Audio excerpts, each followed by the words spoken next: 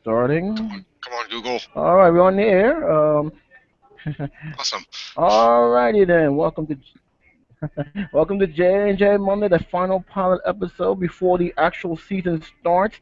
I'm J77 again without Jessica. Jessica is still with family in California. She will be back next week, but doesn't mean we don't have a show. I have a special guest, someone that if you're mad at this question, you're well familiar with.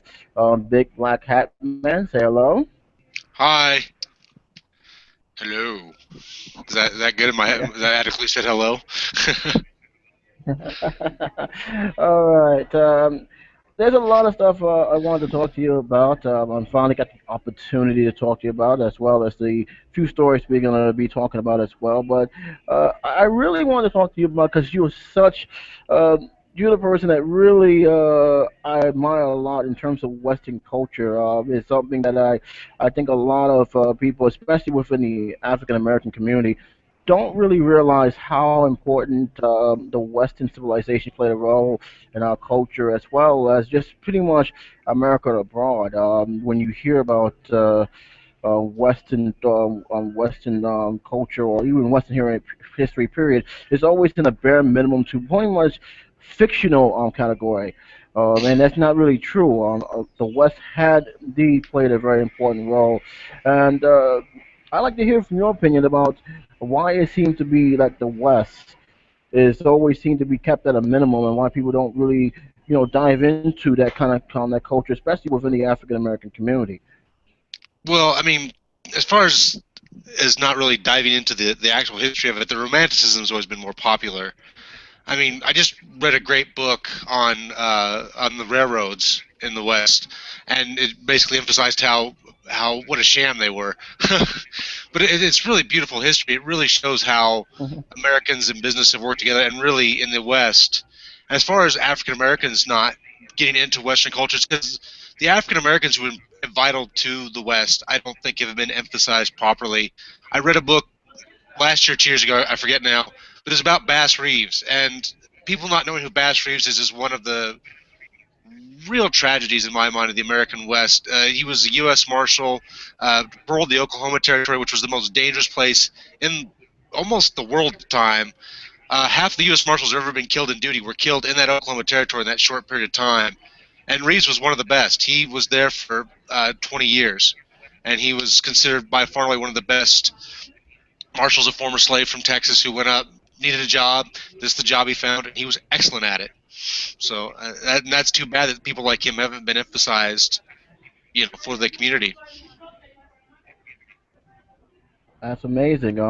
There's a lot of historian figures that either have barely been mentioned or hardly been mentioned at all. There's a whole lot of conflict of what really makes a cowboy and what really makes a city slicker. I think it's obvious if you're in the city, you don't consider yourself a cowboy. But there is so much like when I read the history book, when I first started reading, really diving in history, my history book had dove into the West, and it was amazing how they always said that the majority of cowboys was actually black, and that the word cowboy actually came from the time of slavery, and I didn't really I couldn't fathom that because most of the cowboy heroes was pictured as white men, and they did some heroic things. But when you read it in the history books, there was so much more to it. Yet here's how many pages that they actually covered on Western civilization: 16 pages. Now you already know that 16 pages ain't gonna cover nearly the whole entire scope of the Western civilization. And do you think that it was just a coincidence, or do you think there's something more to the publishers that they didn't really put a lot of that in the history books, even today? Well, I think they don't put a lot in the history books a lot of times because it's sort of easy to gloss over. Sort of, there was the frontier and it closed, and it's like a lot of things they gloss over in history. They don't put the emphasis on it all the time. Hopefully, people are willing to delve into it further.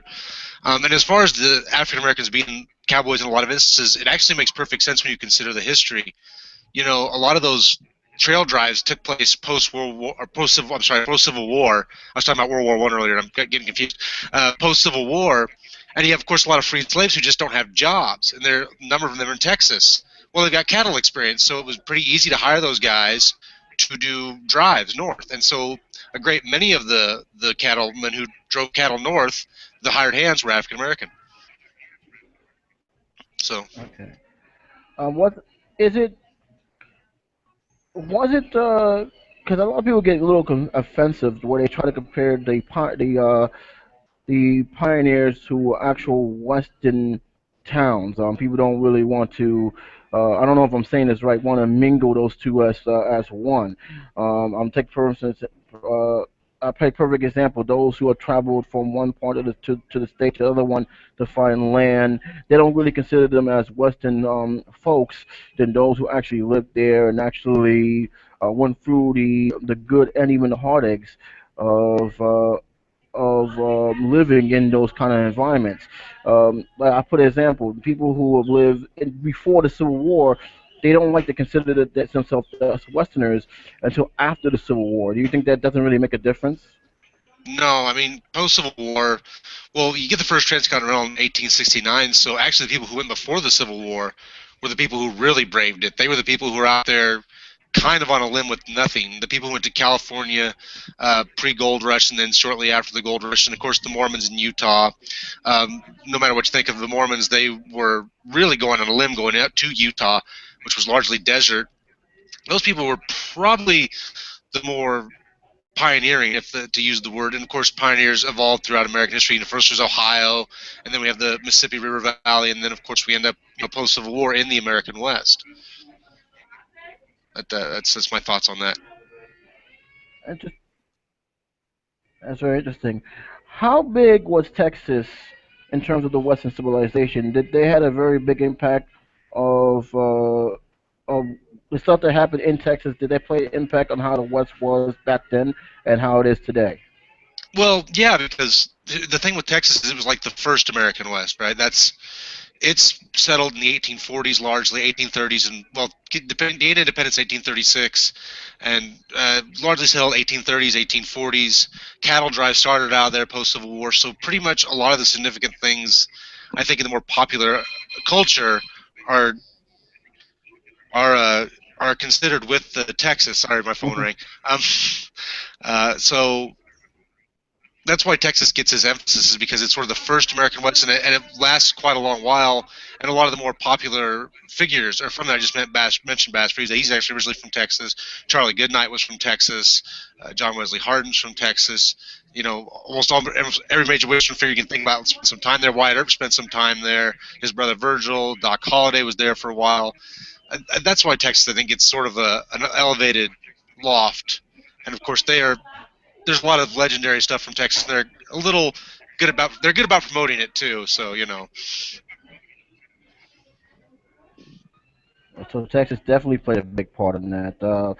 You lived in the West for for pretty much all your life. I'm assuming. And yeah, how did that Nebraska. affect you as a person, as far as the character that you have created, Nebraska? How did that affect you in terms of coming up with the character that you have, Big Black Hat Man, as well as really diving into the history of Western civilization? What really drove you to the character that you play in now? Okay, so well, I grew up in rural western Nebraska, so I'm from the place where there's a lot of farming and ranching, and so that culture sort of carries through. Like that's what a lot of people here consider their cultural heritage, including my father. And so my father and I sat down. What a lot of children do this area, watch John Wayne. So we watched John Wayne growing up, and so from the time I was young until today, I sort of embraced that as the background where I came from, for better or worse. And there's definitely some worse, and there's definitely some better. And I just thought it's something I felt very comfortable with, and something I could portray without feeling disingenuous. And that's how Big Black Catman became. I just wanted to be something that I already was. Mhm. That's very interesting. You definitely brought a whole new emphasis in the West. It also got me to rethinking about my historical knowledge of the West because it was limited. even to this day, it's still a lot of stuff I want to know, and yet very very hard to actually grasp. There's so much about how people live because I think when you hear city slickers like me and a lot of people think that going to living back in those times in the Western civilization, whether it's post Civil War or even after Civil War, it's very easy. And I don't when I look at the history when I see what they went for, I said I don't think I can actually survive too long in the Western civilization.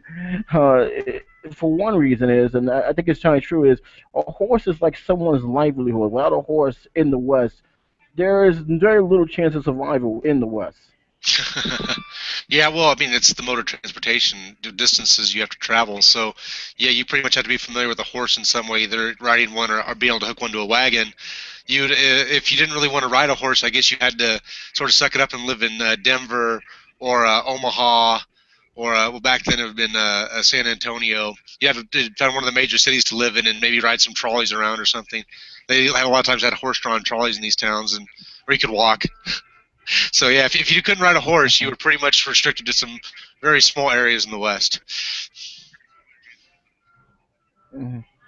A lot of things have come across the West. We to this day, country music is the thing of choice, and surprisingly enough, when people think of New York, they only think of Manhattan. I got some news for you. New York State. Just the state by itself is more country than one people may think. It is more country out there than anything else. I remember going down there and I'm seeing farmlands. I was like, where's all the cities? And it was like, no, this is it, man. This is it. And it's kind of amazing how country music, especially the way it's been sung, it's not really sung in the way I expected. There's always seemed to be a story, especially depending on what style of country music is. My question is, where did it actually started from? What exactly time period did it actually happen? And in your own knowledge, who was the true person who brought it out into the spotlight? Because I don't think many people know just how important country music actually played in Western culture. Yeah, well, I mean, country music, as people think about it, I think, and people relate it now, isn't really Western. It's Southern. You had the folk music from England and Scotland and the people who settled in the South. So we're talking Tennessee, Arkansas, even Texas a little bit, but Georgia. All those areas. There, it's comes from that area, which is very southern. Now there is a very distinct flavor of cowboy music, which is what they played out on the trails and such, and you know, sort of famously translated by people like Gene Autry and Roy Rogers early on, even though they were actually also southern. But um, country music is definitely much more southern. You think about the greatest heroes and names in country music. Johnny Cash was from Arkansas. Hank Williams was from Georgia. The founder of the man who is the father of all modern country music, and shoot, I'm just why am I blanking on his name? but they're almost all Southern men. I mean, it's a very Southern culture now. It's gotten brought out into the entire nation now. Jimmy Rogers, I'm sorry, Jimmy Rogers. I couldn't think of his name. He's from Tennessee originally, and he's the father of all modern country music. So even though I think country music gets an association with the West because of things like Gene Autry and Roy Rogers who popularized it in the 30s, it is originally much more Southern. Even those the cowboy music came up from Texas, which more in the Southern Texas culture than anything more cowboy, but got translated to that as it went across the nation and became more popularized. Very interesting. It, so I didn't realize it was actually more southern than country. I always considered them to be hand in hand. I didn't realize that actually there's a difference the two. Well, by the But the 1940s, there one thing was. I By the definitely 40s, know that's more country and it's kind okay. Um, let's talk about the outlaw years and the isolations of a lot of these western towns. There's a lot of stories I've heard about it. Heroes were actually villains. Villains was actually heroes. Was the isolation of these small little country towns really played the downfall of what is known to many historians of how the West was lost? So there's something more to it that I think the historians have not yet brought to play or probably will never bring to light unless somebody actually really look up the downfall of some of these Western towns and even part of Western civilization doing the old ways.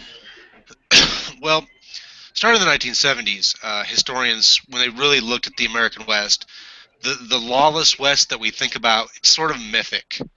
It's not. It wasn't really that way for the most part. Most towns were pretty small, but pretty. I don't want to say idyllic, but they were definitely. There was crime in them, but there was no different than almost any other town. The lawless West is something that sort of got popularized by serial writers in the late 19th century and sort of carried through to us today. You look at someone like the Earps, who were lawmen off and on throughout their careers and really promoted themselves. Remember, Wyatt Earp lived clear up until the 1920s. And one of the things that he did was he promoted himself, and he went out and told everybody how he's great, how he stopped all these outlaws. And the truth is, he only spent just like a handful of years in his life. I think it was 5 or 6 years in his life as an official lawman. He wasn't a lawman that long. His brother Virgil was a lawman much longer than he was. So this whole thing about a lawless West is a little bit mythic. And though there was definitely some lawlessness that took place and some things that broke out, probably the biggest, most lawless things that took place were the two major wars. People don't realize, but there was two major sort of territorial wars in the West: the Lincoln County War in Arizona, which of course produced Billy the Kid and Pat Garrett, and the Johnson County War in Wyoming, which was actually just a little bit uglier in some ways, but ended quicker because the rural people just obliterated the big ranchers and almost nothing. Oh wow! So basically, everything that I saw or read about, especially in the movies, were not pretty much more fictional than truth. Yes. I'm taking it, so I'm just gonna make that very clear. But there is, but there is some things that are pretty much based on actual figures, legends like Billy the Kid, and Wyatt Earp and Wild Bill. They didn't live in a very peaceful time of the West. And what's your feeling about these figures and why a lot of people, even though they were considered as outlaws, why did they consider them more as heroes than outlaws? What did they do that actually sparked that kind of legend that still irons out today? Well, I mean, when you civilize a new place, right, you're definitely gonna have to establish civilization, and that does require oftentimes someone who's a little bit brutal. So you end up with, okay, Wild Bill Hickok's a good example. Wild Bill Hickok was probably a borderline sociopath. He definitely was not afraid to be a violent man, but at the same time, he could definitely handle Abilene, Kansas.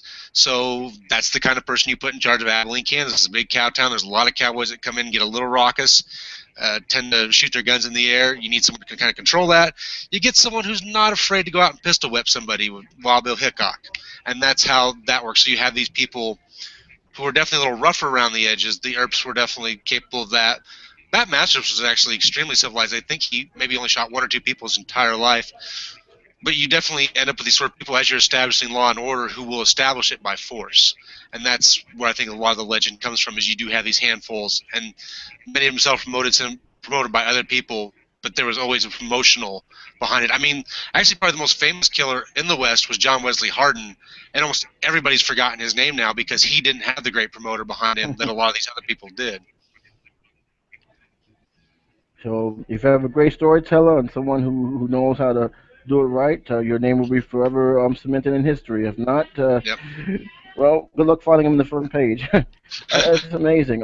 So I guess the question is now is what led to the downfall of the West, really? Or do you think it never really fallen to begin with? The downfall in the West in terms of why it's not important culturally anymore. We don't get the westerns and things. Is that what you're asking?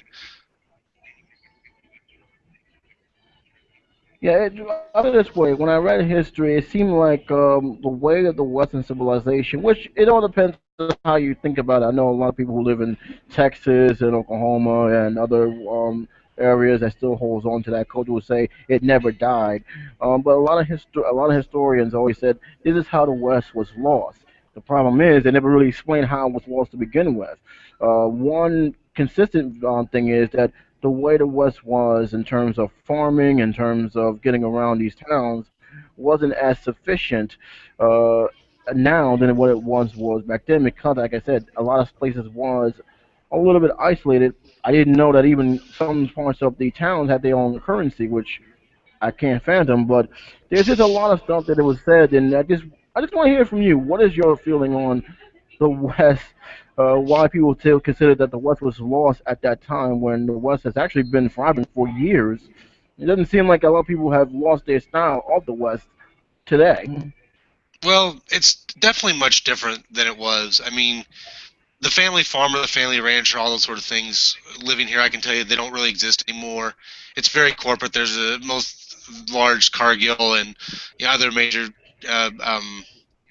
Tyson owns so much of what we consider the farm now. So I don't think there is that culture now. It's much more of a like me, right? I live in town. I work in town. I'm not a country boy anymore, but I still sort of carry forward with what I can culturally.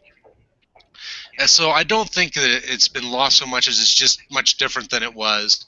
It's definitely not the idyllic rustic version that I think people think about. It's a much more clean corporate version now. So for better or worse, that's what we have. I mean, you can fight it, but it's just what it is. I understand.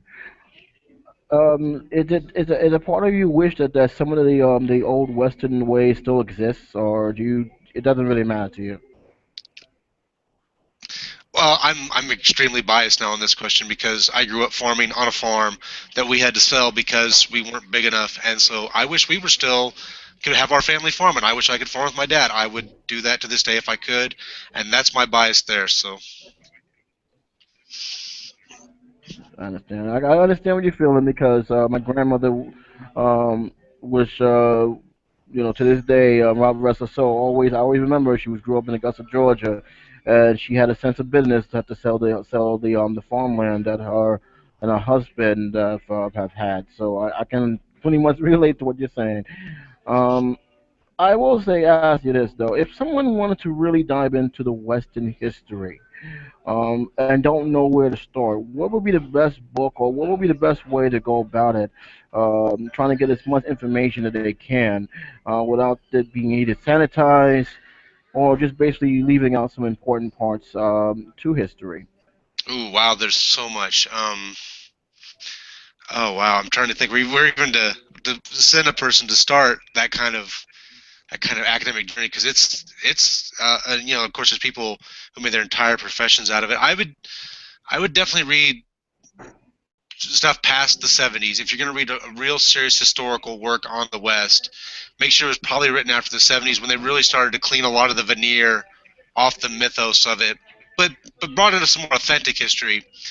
Um, I'm just trying to think of one book that would really make it work, but I'm really struggling here for one book. It's I okay. mean, yeah.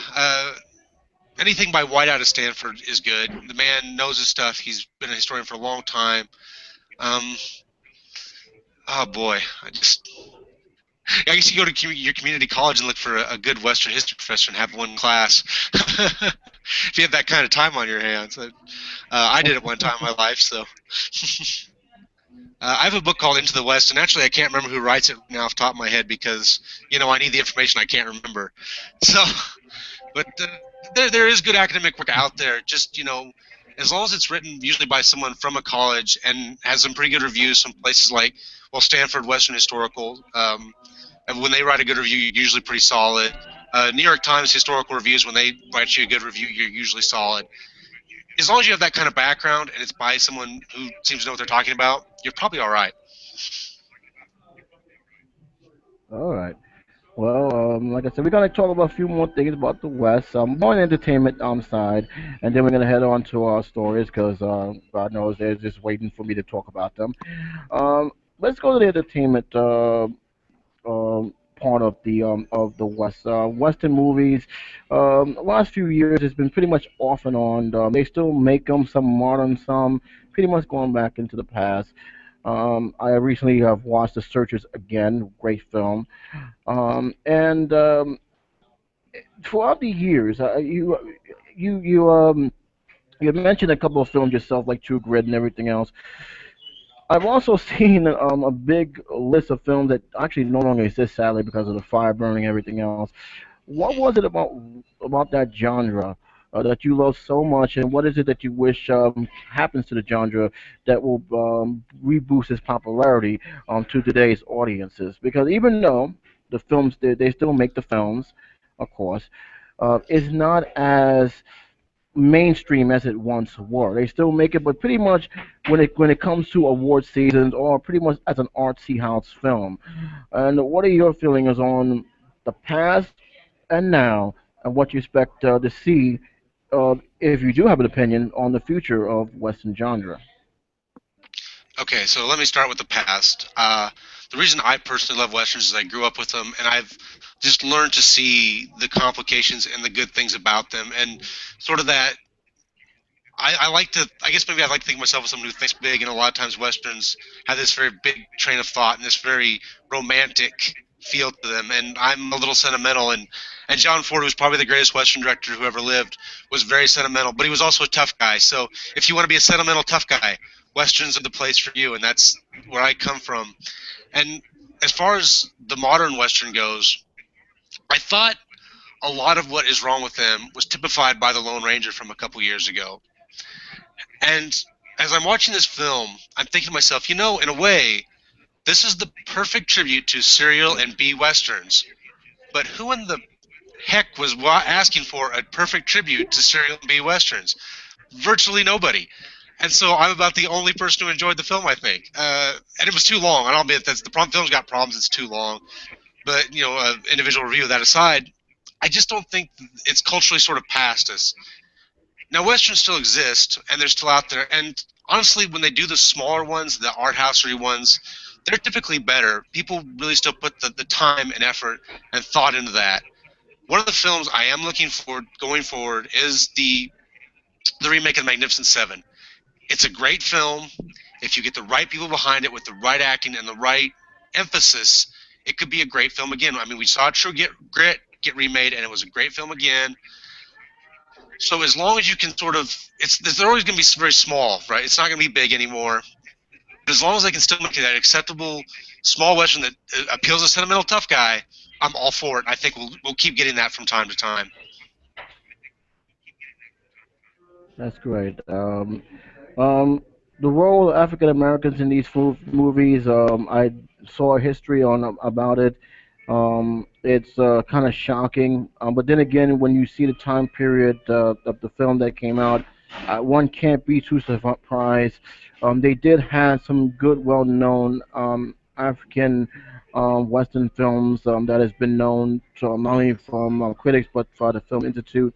But after that, it doesn't seem that there's a big push to put African Americans, portray them in the historical Western films, or even just modern films. That's nothing that has nothing really to do with historical factors in it. Do you think that will change over time, or do you think that Hollywood is afraid that there's no interest in seeing historical African American historical movies done in a Western light? I don't I think hope I said Hollywood. that right, by the way. Yeah, no, yeah, I got you. I don't think Hollywood will do it. They are very, they will not take, they just don't take risks. They're kind of cowardly. Now, I think an independent film director, someone with little clout, maybe a little touch on Hollywood, could sit aside and do some of these really good, interesting stories. The Bass Reeves is, of course, the one now it's in my head because I mentioned it earlier. But if somebody wanted to make that movie, that could be a great movie, right? And then of course, we had Django Unchained last year, but no, 2 years ago, and that maybe that cleared the way. Maybe Hollywood will be a little bit more willing to take that chance. I almost kind of hoped when they did the Magnificent Seven remake, since you have seven actors, having when they did the TV series, I don't remember if it was the TV series from the late '90s, the Magnificent Seven, but one of the seven was an African American. So since they were very prominent in the actual West, why not? Why not? It's a perfect ideal situation. It doesn't take any risks as far as Hollywood's concerned, yet it puts it out there for people who need to just deal with it and get these really great stories like Bass Reeves out there, Charlie Goodnight, and put those on film. Like I said, I think it'll be more independent because of Hollywood's a little bit being weak need, but yeah, I'd like to see it. I am you and me both. And it has been a good, good rapping session in terms of Western culture. It's definitely we learned a lot today, especially within that category. Because again, for city slickers like myself and those who live in New York, we only know pretty much Western by the movies that we see and very little information about the history books. And it's always great to know someone who not only knows about the Western culture but actually live it to share their knowledge and information. And I do appreciate you sharing that knowledge and information to everyone at Matic Expression as well as YouTube as well. So thank you for that. Really do No problem. appreciate it. And I'm pretty sure those who live in the West definitely appreciate it as well. Well, we'll see about that. There's definitely some who like the romantic version. Well, there's always those who like the historical version as well. Yeah. All right. So we got a couple of stories. I wanted to talk about. There's. I'm gonna go to the most important to the least important, and then we're gonna go to the top five because I know you're pressed for time. And I might as well just start off with the TV coverage or lack thereof with the People's Climate March. Now, I was a part of that march, and that was out of a whim because of some incident that I had to go through that led me to almost not be a part of it. But my uncle said, if you can make it, meet me at this certain time. I said, fine. My fever went down, went there, and to my surprise, because I thought there was going to be a small little group, there were 300,000 people all across the globe going to this march, and it was all for basically bringing awareness to climate change, and rightfully so, because that's something that a lot of officials or politicians don't seem to don't seem to take it seriously. And yet you see all these people from different cultures, different religious group, different race, all together. Um, for this one cause, and yet instead of having major coverage, the media seemed to have shied away from that, almost to the point where they barely talked about it at all. There were some networks that choose to ignore it altogether. Some did a 35-second one, 10-10 wins, talked about it, but didn't go any further about it. And a lot of people, especially those who are marching, it took offense to that. And I got my own opinion on that as well, because you got to understand that some of these networks are corporate owned, and the corporations, including the gas companies, don't like it when something like this hits them in the face. But it also shows the irresponsibility of the media and how much they are also manipulated by these corporations. Because this is something that should be talked about. UN is having their climate summit today, as well as other issues that's happening. Just not just a few blocks away from where I'm broadcasting this right now.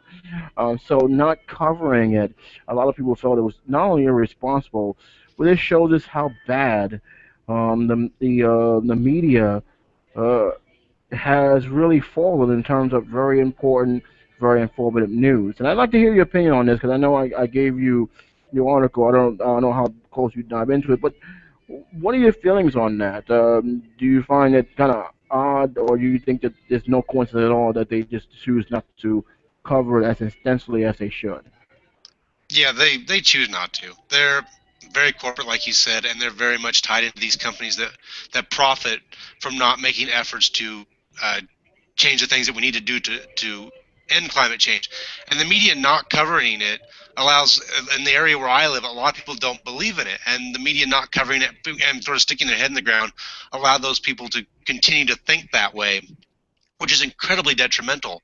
I mean, the more people know about it, you think the more people act, the more people push back against this very potentially harmful thing. And 300,000 people to me is great. Like, that's remarkable. That shows me there's definitely people who understand it and know what a terrible problem this is.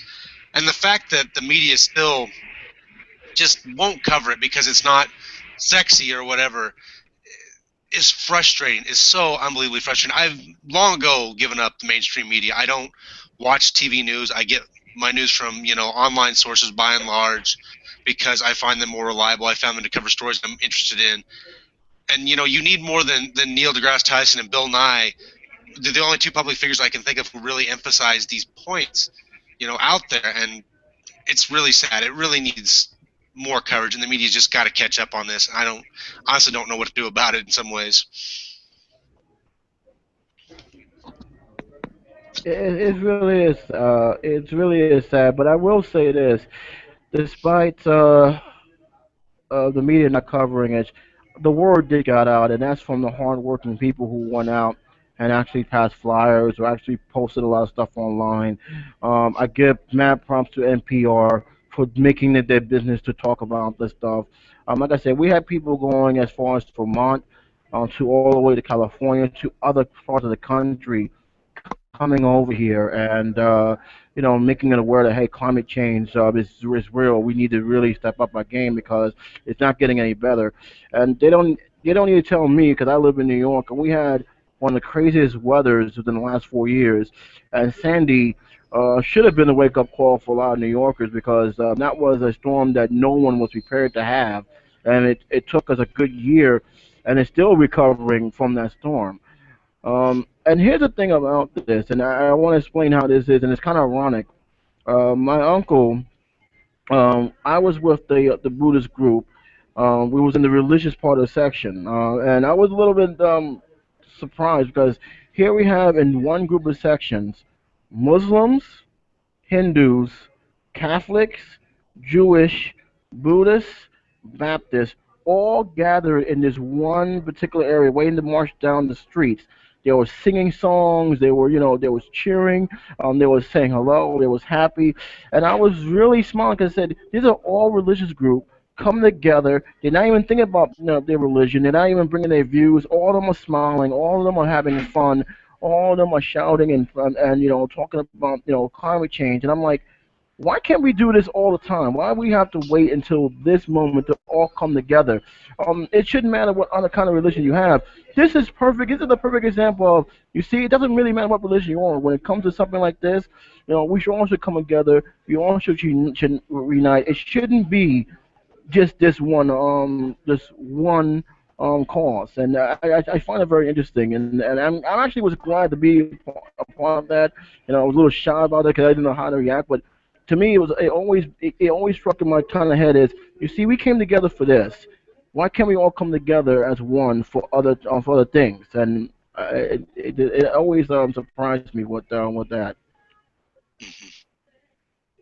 Yeah, that's wonderful. Like I just like even hearing about that. I wish I could have been there with you. I'm stuck here though.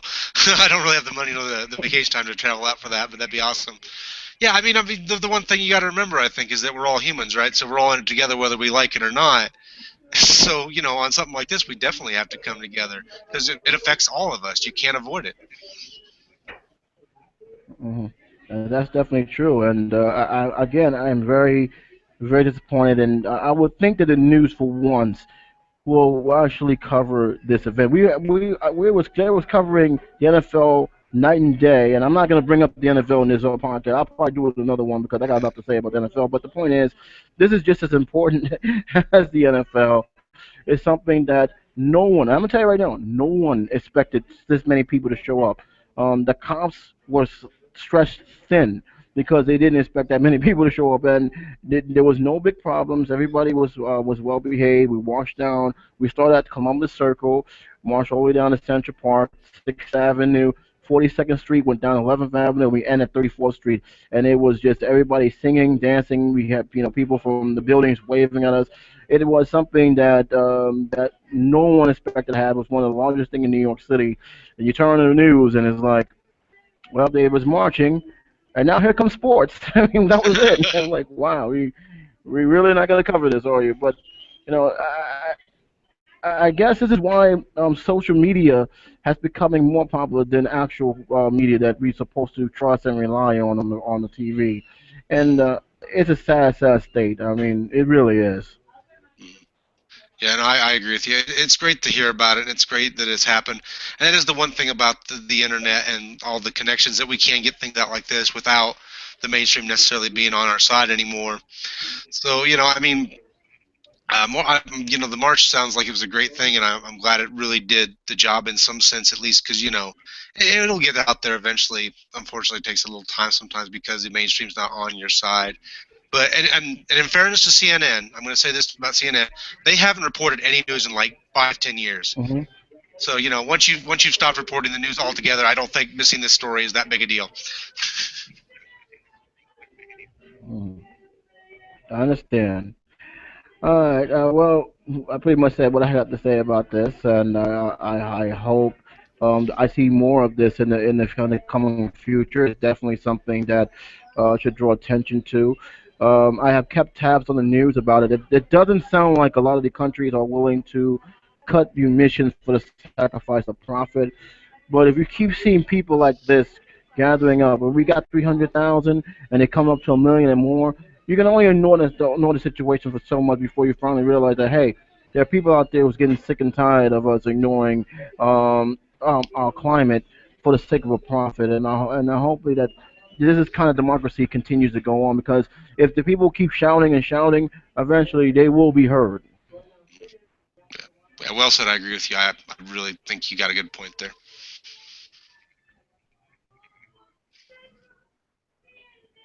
All right, now we went on to some marching news to the story that always seems to pop up every time when this man's name is mentioned. I don't know what it is about this guy that they want him to be James Bond, but there is some kind of seriousness about this guy being the 007, and it brings up a new question about whether this is actually a good idea to whitewash famous characters that was done by white actors or was portrayed in novels and in comic books as white characters, and that is, I hope I'm saying his name right because for some reason I get his name messed up. Correct me if I'm wrong. Lucius Alba, and him Idris playing the Elba. role. What is it? Idris. It's an I. Thank It's you, Idris. Idris Alba. Okay, Idris. I gotta keep pronouncing it. Him playing the iconic 007 James Bond. Now, I heard this the first time. I said, really? I don't, not too sure about this. I don't think people was gonna actually accept it. And I'll be the first to admit, I think it would ruin the franchise. But every year, his name keeps getting mentioned. Every year, even when there's already an actor cast, his name keeps coming up. And now there is some story that said that he was actually serious about playing the infamous role of 007. They even actually had a Photoshop picture of the gun barrel with him walking beside it. And I kind of laughed at first, but I got me thinking about this a little bit. Um, put James Bond aside, there has been a big shift in gender swap or race swap within the last few years. We've seen Nick Fury being played by not a white actor, but by a black actor, namely Samuel Jackson. Denzel Washington had actually was considered to play, and this is serious, Lex Luthor in a Superman film before. There's actually he's actually been in a Shakespearean movie where he did portray a character that was originally supposed to be played by a white actor. We're seeing Thor now being played by a female, and so now with the even with the coming of Ghostbusters 3 possibly being played by all female cast, it now got me thinking: is the time right to have a James Bond played by a black actor? And if that's so, will it be after Daniel Craig had finally passed the torch? Because he's signed for three more Bond films. So even if he wants to do it, he's gonna have to wait until him retired. Even he said by the time that happens, he may be already too old because these films don't be done every year. It's every 2 or even sometimes 3 years, depending on production value. What's your feeling about this? Well, I think what it really says to us is that talent's being recognized for talent's sake. It doesn't matter who the person is, what their background is, what their ethnicity is. We just see somebody talented and we want to see them do something that we know exudes their talent. Idris Elba is a really smooth, cool guy. I like Idris Elba. I liked him in Pacific Rim. He's freaking great in that. Actually, just I've been watching The Office, oddly enough, and he has a cameo in The Office for about 4 episodes. Great in that. So I could see Elba as Bond. I mean, admittedly, yeah, I realize that the timing factor is probably not going to work out, but And I don't know if you know this, but the next Bond movie, the villain's going to be Chiwetel Ejiofor, who was just recently in 12 Years a Slave. So clearly the race thing has become less Hmm. and less of a factor, which I hope it becomes less of a factor because let's just have talented people in good roles, and that's what makes good movies. Hmm. Well, I agree with that. I think the one who has the best talent, the one who fits the role, I think they should get it. But it is a interesting theory about this that you know how the purists are. You know they're gonna come out swinging, and sometimes they bring out the best hatred that you can possibly have, especially for this film. I will say this, and as much as I don't have a problem with it, I really don't.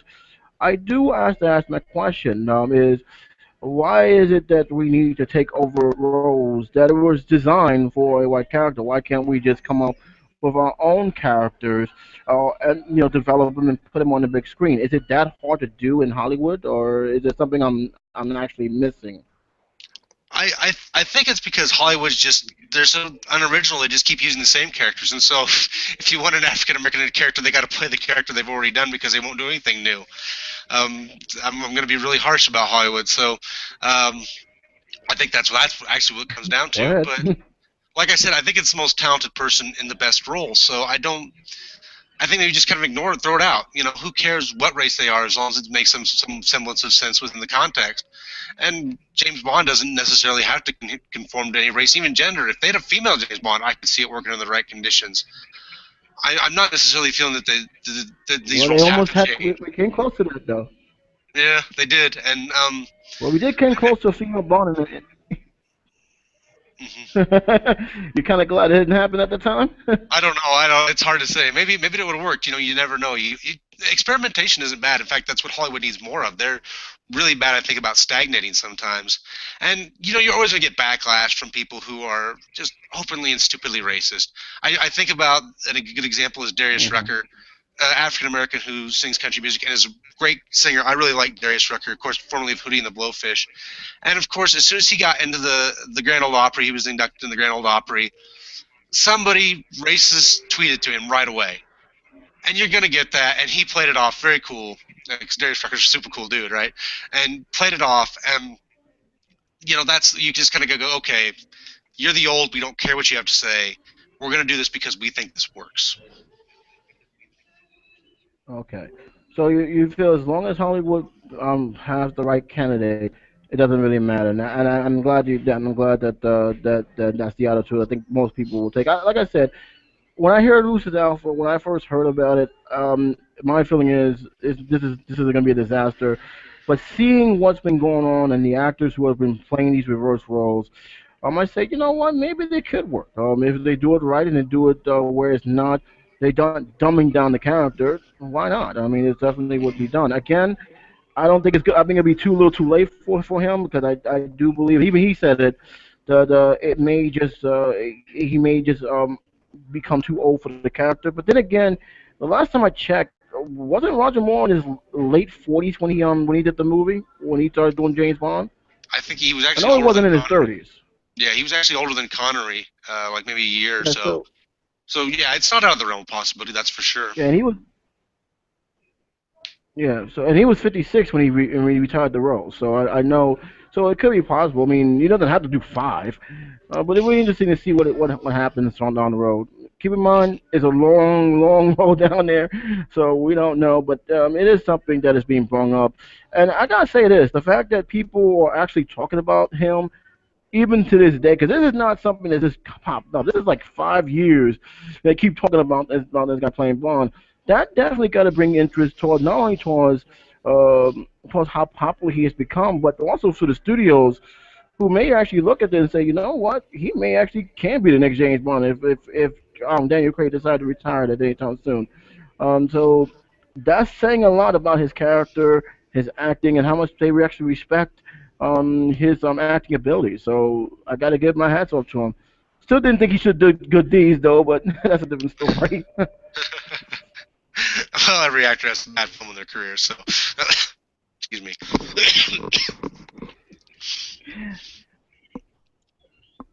Bless you. All right, so I talked about the Bond thing. We might as well go to the top. five movie list here. There's a lot of things I want to talk about. We have a new champion, of course, in the box office. Well, I'm not surprised by it because, like I said, it's been a miserable September for a lot of movies. A very, very, very bad September for a lot of movies. There are some films that made the list that are new, some that are not so new. So we're gonna talk about that. We're gonna start with number five, which is Dolphin Tales 2, a film that I surprised made money in the first one. It is dropped from number two to number five. Big drop, exactly. It's a 43% drop. It made 9 million though, and it's so far the record is 27 million. Just shy, still shy over the 36 million dollar mark. I do see this film making back its money, but it will still underperform, I believe. Not a flop, but just underperform. I don't see this film going back to the 70 million if we just simply count the North American domestic box office. They don't really count the worldwide box office in general, but just the world domestic box office. I just see that film just making their money back, and that's it. But doesn't mean it was a bad review film. A lot of people actually did enjoyed um, the movie a lot. They actually felt that it's about time they had something that's wholesome that they can actually bring their kids to and still enjoy as adults.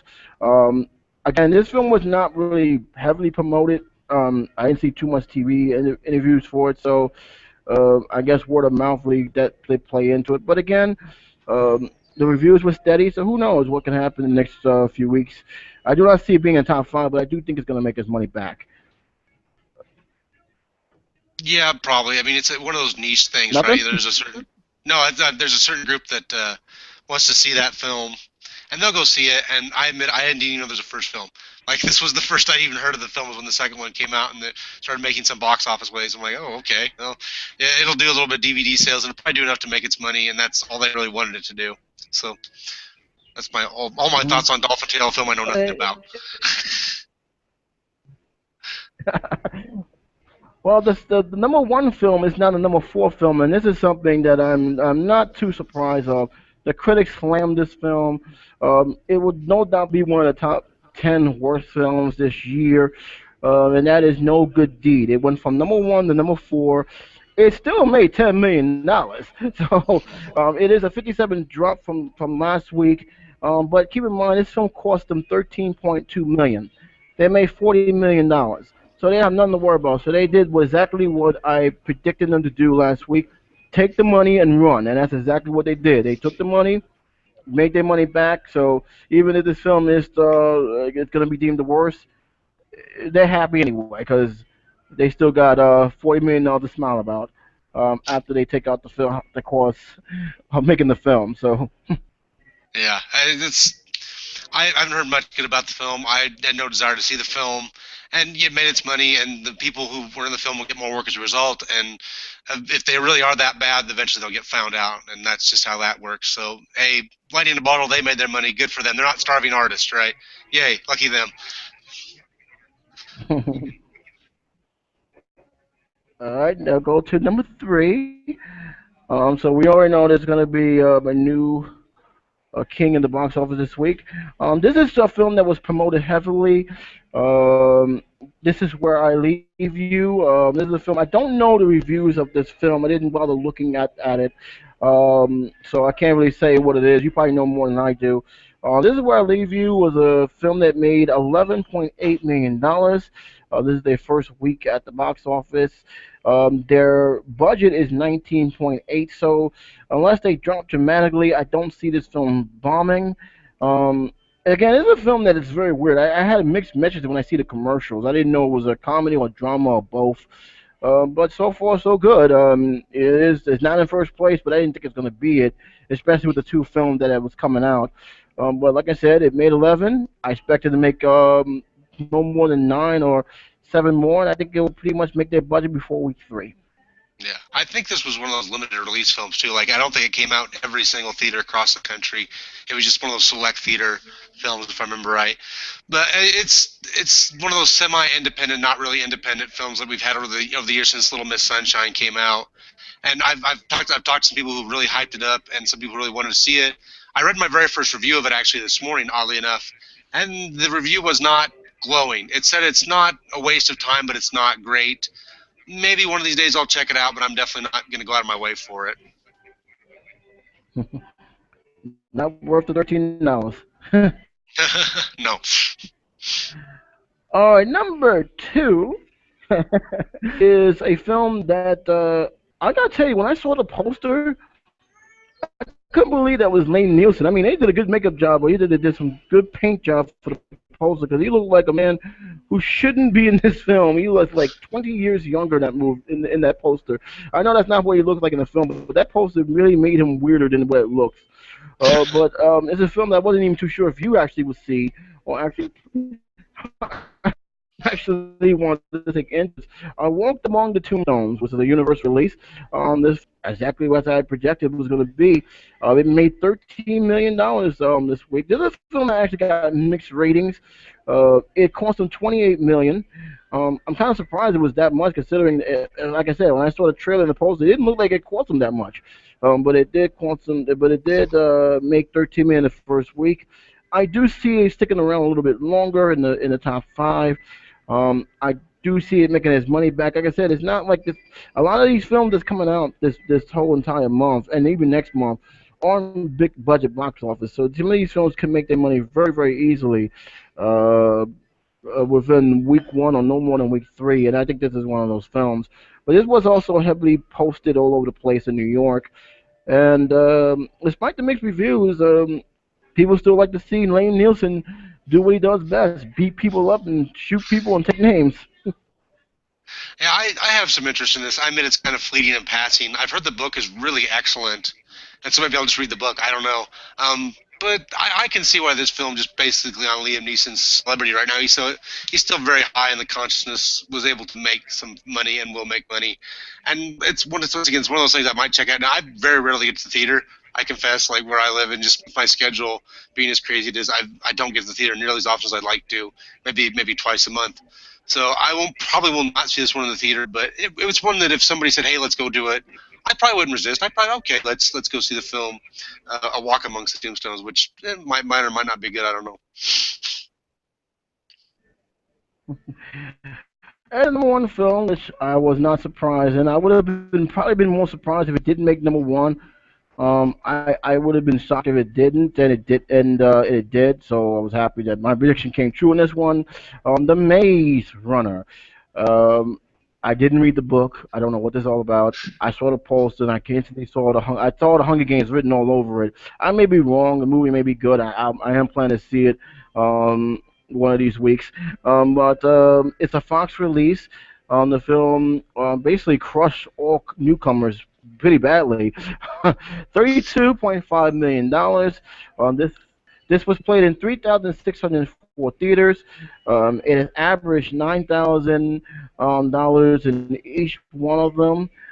This film cost them $34 million to make.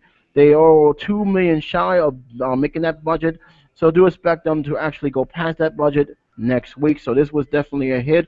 Whether it be a mega hit or just a hit in general, that's remains to be seen depending on how much they do the other week. So that's congratulations to Maze Runner, a film that I still consider to be reminding me of other films that I've seen before and other books that I read before as well. So, but this is the new trend now. So if you can either hit genie in the bottle or you can miss miserably.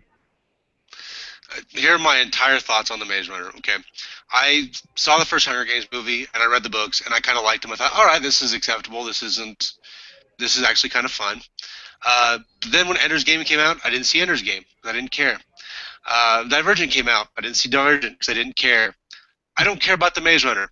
I don't give a profanity inserted here of your choice about the Maze Runner because it's just it's not. I don't think it's built for me to begin with. I don't really want to go see this film. I don't care about this film. I tried to read the plot summary and stuff like that. And I tried to look in the background of the book, but it's just you're just trying to capitalize on this one thing, and it's effective. It's always effective for Hollywood. It's how they make their money. But personally, I just don't care. I can't get myself to care about the Maze Runner. It's just not something that piques my interest at all. I understand. Well, I know that those who read the book has really was talking about this film. This was actually highly publicized a lot. Surprisingly enough, in New York, there wasn't too many posters for this movie, and I was kind of surprised by that. But it was something that I knew that a lot of people was talking around, and who knows if word of mouth gets good, it could actually make a lot more than what is originally made. However, I don't see it being in first place next week because there's a couple movies that I will be talking about that's kind of up and coming attraction. But before we get to that, we have to talk about films that didn't do so well in their first outing here, and I'm looking for it now. Let's first look at the film that came out that I can't seem to find now. Where is it? Oh, okay, Tuck. I don't know if you heard about this film. It was Oh, Tusk. reviewed by a lot of people. Yeah. This is a film that I'm not surprised that didn't get the lift off that it need. They didn't say the budget, which always scares me. I probably will look this up um, doing my AKA Wikipedia search. I probably will look at it, but it didn't do as much as I think a lot of people have done this, despite the fact that it was trying so hard to push this movie. A lot of people reviewed it. A lot of people have said their own feelings towards it, and yet it only made $800,000. So and I can't be shocked about it because of one reason. I said this before and I say it again. When it comes to art house films or films that were limited release with hardly any press at all, don't expect it to make $1 million unless the word of mouth brings it up the following week. And I think the only way this film is going to actually make anything above the $1 million mark is that word of mouth comes back. People want to see for themselves, and that will bring the engine up. To the point where now it's making $1 million and now it's really getting people's attention. But it is a film that a lot of people did see in terms of review quality, and I gotten a pretty good reaction to it, but not enough to make $1 million. That's for sure. Yeah, this is the strangest of Kevin Smith, right? Kevin Smith has gotten so weird. This is one of his movies, and it's a horror film. And I used to be such a big fan of Kevin Smith. He's gotten so bizarre over the last few years. But this is his strategy, and I understand what he's doing here. He released it to his friends, had them also go out and say really positive things about it in the small communities that like Kevin Smith, and that's what he's doing. And he's going to continue to appeal to that crowd for the next 2 to 3 weeks. Try and get his profit somewhere around $3 to $4 million in the box office, and then go back to the DVDs and try and make at least that much, if not more, off the DVDs or whatever, and just try and keep it going around and trying to keep himself relevant. And it'll make just enough money to keep everybody from saying Kevin Smith's a hack, which is Kevin Smith's only real goal. Which I don't know. I'm not a fan of the modern. The modern. I mean, he's got the Clerks 3 film in the works, supposedly. I just don't know what the guy's doing anymore. He's just getting kind of weird to me. It's like he kind of lost his way. I don't know. I haven't seen the film, so I can't judge the film naturally, and there's no way I can see it around here. Well, I gotta respond to that. Okay, go ahead. I gotta respond to that. Um, I look at some of the stuff he's done in terms of stand up and stuff, and there is no question, especially those who have worked with him, that he has rubbed a lot of people the wrong way. Hmm. Um, I always get iffy when somebody criticizes people, aka Bruce Willis, friends, just to name a few, the director. And I got a feeling that Hollywood, even though they don't say nothing, they have their own way of actually getting even with people who bash them enough. I mean, look at Spike Lee is a perfect example of that. These films rarely get promoted anymore, and I feel that he has really rubbed people to the point where they don't even want to put his films as the mainstream because Kevin Smith, I'm sorry, has a name that you should put out there. You should put his movies out there, and the fact that this film was only promoted by a certain group of reviewers. I can name Jeremy John as one of them. The Smoles is one of them. A couple of critics that I used to follow when they was like paired up, like Roper from at the movies. When you see these people talk about it, and yet this theater has so limited release that it only didn't even break $1 million mark, something's wrong. I mean, I know that what was a cop out was a bad film, but that's just one bad film with other films that he had done that was actually pretty good and actually has some good comic feel about it. So I think that there's something else going on than just him just staying at where he is. Because there's no way Kevin Smith should just accept that kind of press. I'm not buying. It's got to be something else. You may Yeah, I mean, disagree. I'd like to no, hear your no, no. feeling on that. I understand the point entirely. I mean, Smith has definitely always been a bit of an outsider. Right? He's not a mainstream guy, and he'll never be a mainstream guy. I mean, the what's the directors union didn't even let him in until what 2006 or seven, something ridiculously late like that. It's like, how does someone who has this much Really? success, yeah, not join that union until that late? And they finally kind of had to persuade him because he actually balked. Like he thought for a while, I don't know if I really want to join these guys because of his outsider status. So I guess in the sense that makes sense that he's much more into, I mean, I follow him on Twitter, right? And he's a fun guy on Twitter, and he's a fun guy when he talks. And so I think he'll always have some relevance in terms of a cultural niche, but definitely will never be mainstream.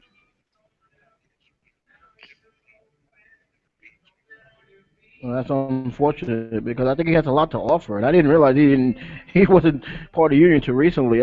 I expected from George Lucas because he didn't like being told what to do with a lot of his products. I didn't think it was Kevin Smith, but like I said, there's so much about that. I think that for certain things, that they think that there should be more. That probably should have been more push into the limelight than what it was. I find that kind of odd that it didn't happen. Um, all right, so actually, there's be up to that post that time now. We almost have to have the finish mark. Movies that's gonna come out in theaters. Now, the reason why I say that Maze Runner may not be in first place for long because there's a film that is highly anticipated. This film was supposed to be released next week, but this was they were promoting this of winter of this past year, and it has a good all-star cast into it. A lot of people are looking forward to seeing this because it does have Denzel. Of course, you got to have Denzel name. That's alone that's going to attract a lot of people, especially fans of his. It also has Chloe Grace Moretz, and that is The Equalizer. This film is rated R. It's 131 minutes. I say this, see this as a hit. I don't see it making anywhere. I'm gonna give a number about anywhere between 35 to 40 million. I don't see this jumping the 50 million mark because unfortunately we're at that month where it's a dry spell. If it makes 50 million, that is going to be a huge big surprise for me. But I do see this as a major hit. If this becomes a miss, it will be the biggest disappointment I have ever seen a film promoted because they really did promote The Equalizer. I didn't even see a trailer and I heard about this film coming out. And when I finally saw the trailer, my feelings were, it could work. It reminded me of that other film, Man on Fire, but it can work because one Denzel Washington can play that badass anti-hero very very well, and this is one of the films that definitely will show that part of him that I think a lot of people actually like. What's your feeling on this up and coming film? Um, I'm interested in the film. I'd kind of like to see the film. I've even thought about maybe going to it next weekend if I have, time permitting. Uh, but I disagree with you a little bit. I don't think it's going to be that big a hit. I think people have sort of seen this movie. They feel like they've seen this movie, and even though Denzel's still very popular, I don't think with the September box offices being that big a push, I would really be surprised if this makes over 20 to 25 million. That numbers would actually kind of surprise me because it Really? doesn't have, yeah, because Maze Runner kind of got that same audience that went to see Divergent and Ender's Game and Hunger Games, and so they sort of turned it out and made it a little more than it should have been. And so I'm expecting this one to actually drop back in terms. I wouldn't be surprised if it's number one, but I'd be surprised if it made anywhere near the money Maze Runner made. So you see it as a myth? Yeah, a little bit. Yeah, not a tremendous miss, All but just a right, this one. is very Yeah, interesting. So doesn't mean it's not going to be good. I think it actually could be you're extremely not good. impressed with the trailer? No, actually, that's one of the things I think that brings it down. I think the trailer's a little blasé. There's nothing that really struck me about either. I've seen like two or three trailers, and none of them really went me to go, ooh. And the reason I want to see is I want to see Denzel Washington be a badass, which is great. He's always fun. Yeah, that's the whole thing. I said, yeah, maybe see them watch him do what he does best in this one. I'll be happy, I'm actually kind of curious how this works. This definitely has a making of being either one of Delsono's best, in the middle. I don't see it being his worst because there's only one film in my Denzel Washington watch list that is unforgivable, and that is Heart Condition. And that's all I'm going to say about that one because I tried my best to forget that I actually saw that garbage. So I'm just going to keep it at that. But he haven't disappointed me since Two Guns then. was pretty So terrible. Yeah, Two Guns was very terrible. I think it's the last movie okay, I well saw of him. another film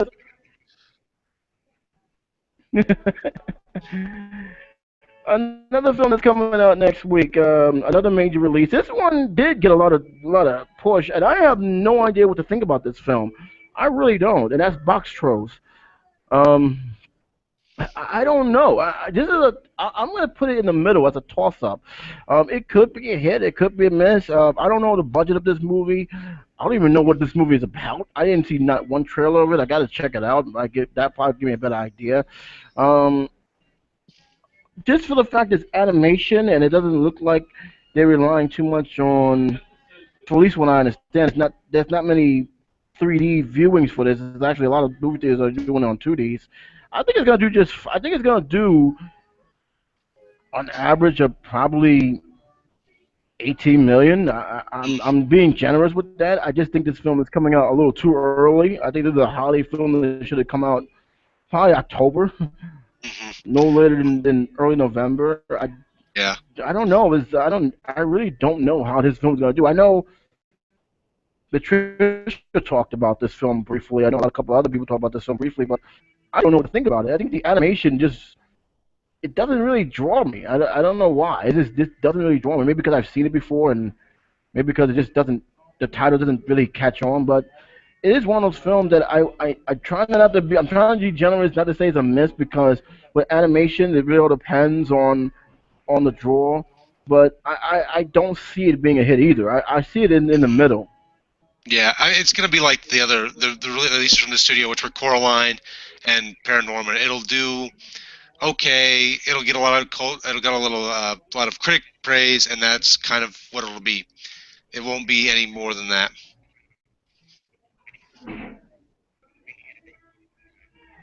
Yeah, I agree. I don't. Your prediction hit or miss? Mild miss, but not. I mean, they're no more than any of the rest of their films were. It'll make just enough to keep that studio going. Leica, Laika, I All right. believe the name of So that there's studio. not, like I said, there's not too many. There's a lot. Well, there's a lot of limited releases. I'm not going to dive into it. I'll probably talk about it in the entertainment roundup because there's so many. There's more limited releases than major releases on this list. So I'll probably leave it for the entertainment roundup. I'll just do it from there because it's just so many of those films. And let's be realistic here. These limited releases will not get the recognition by the top box office. It's unfortunate because, like I said before, with a lot of the independent films, some of these independent films that's coming out, some of these art house films coming out are way better than the major mainstream films that we have been getting lately. In fact, a couple of the films in the last 5 years have won Academy Award for Best Picture. One of my personal favorites, of course, is The Artist. Another film, 12 Years a Slave. That was not a major release. That was an artsy film that just gotten huge buzz that it's exploded into other theaters, and that actually have been recognized. And yet, despite all those recognitions, these films are not getting the info that they have. Hopefully, that will change. I'm actually considering making a special segment just to bring attention to these movies. But needless to say, we don't have much time to talk about all that, and I know you have other engagements. So Yeah, guy just basically, actually walked without in my further house. ado, so I'm just gonna let you do your shameful promotion, Okay. and then we're gonna wrap it up from here. Well, You can check me out on YouTube. Big Black Hat Man is the name. Mostly I do a historical perspective and Ask Wallace these days. Those are my shows. Largely historical perspective. Today I'm releasing another episode that it's going to be on the Red Scare. So that's going to be two-parter. The first part coming out today, Monday, as we speak. All right, and you can also catch the Big Black Hat Man and most of my videos at maticexpression.com. Go check it out. It's a great community site with all different personalities. Big Black Hat Man is there. I'm there along with other personalities. Old School Lane Patricia is there. Jossikins blog. Worst Jake Coon Wordsmith the third. All these great personalities.